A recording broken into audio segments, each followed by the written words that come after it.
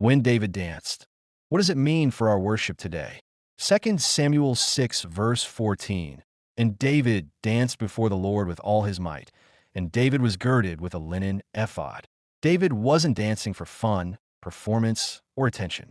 He was celebrating God's presence, the Ark of the Covenant returning to Jerusalem. His heart was full of joy, awe, and worship. But here's the question for us today. If David could worship God with dance, why don't we see the same in our churches? And how do we know when dance glorifies God? Let's take a closer look at what Scripture teaches about dance in worship and how we can express joy without losing focus on Christ.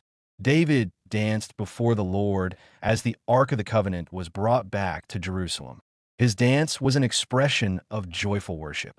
Scripture shows that dance can be used for God's glory, but it also shows that it can be misused.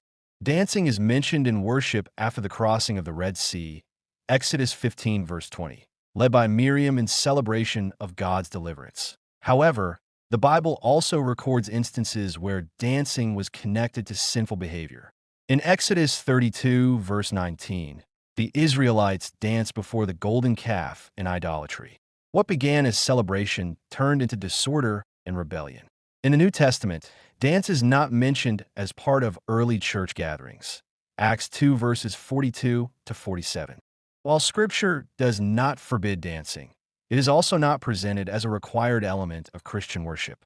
We also see dancing portrayed negatively in the case of Herodias' daughter, whose dance pleased Herod Antipas and led to the execution of John the Baptist. So we see that dancing in Scripture is portrayed both positively and negatively.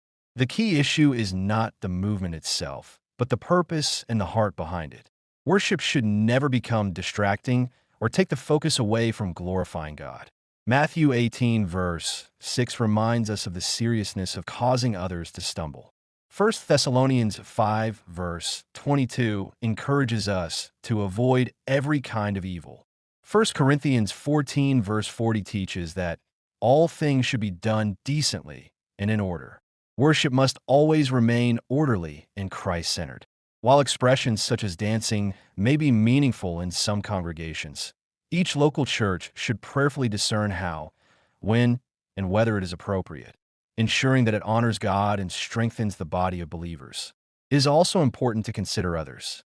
Some people, especially those who have come out of worldly lifestyles, may associate certain forms of dance with their past.